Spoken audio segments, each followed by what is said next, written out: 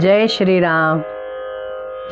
श्री ब्रह्मचैतन्य गोंदवलेकर महाराज यांच्या प्रवचन या पुस्तकातील आज 15 जानेवारीचं प्रवचन.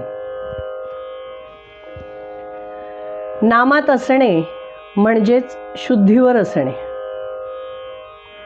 दारुड्यांच्या मेळाव्यात सारेच दारूच्या धुंदीत असतात, पण त्यातला एखादा दारू न प्यालेला असला तर बाकीचे दारुडे त्याला हा शुद्धीवर नाही असे म्हणत असतात.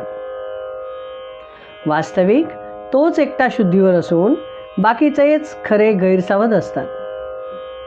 त्याप्रमाणे आपण सर्वजण विषयात दंग असल्याकारणाने जो नामात असतो त्याला आपण हा शुद्धीवर नाही असे म्हणत असतो.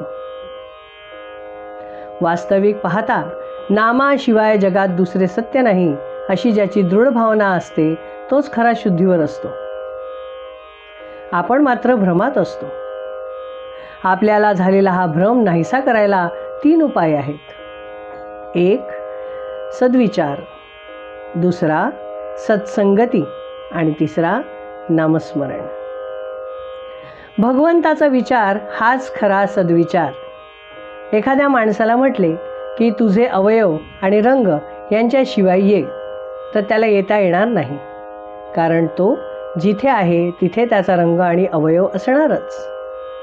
त्याचप्रमाणे नाम, संत आणि भगवंत हे एकमेकांना चिकटूनच आहेत. त्यामुळे जिथे नाम आहे तिथे संत संगती आणि भगवंत असतातच. वासरू घेऊन गेले म्हणजे जशी गाय पाठीमागून आपोआप येते, त्याप्रमाणे नाम घेतले की भगवंत त्यामागे येतोच. आजकाल इतकी यंत्रे निघाली आहेत, मग भगवंताच्या प्राप्तीसाठी संतांनी एखादे यंत्र शोधून काढले नाही का, असा प्रश्न एखाद्याच्या मनात येईल तर त्याचे उत्तर सोपे आहे. असे यंत्र संतांनी केव्हा शोधून काढले आहे. त्या यंत्राचे नाव आहे रामनाम. हे यंत्र सर्वांना मिळू शकते, सर्वांना वापरता येते, शिवाय ते कधीच गंजत नाही. भक्त, भगवंत आणि नाम हे तिन्ही एक रूपच आहेत. जिथे नाम आहे तिथे भक्त आहे आणि तिथेच भगवंत आहे. म्हणून नाम सर्वात श्रेष्ठ आहे. ते नाम अनन्य होऊन आपण घेऊया. नाल्यातून गटारातून पाणी वाहते ते किती घाण असते, पण ते नदीला मिळते आणि ती सागराला मिळते. सागर त्या सर्वांना सागररूप करून टाकतो. तसे मनुष्य कितीही पापी, दोषी, अपराधी असू द्या, त्याने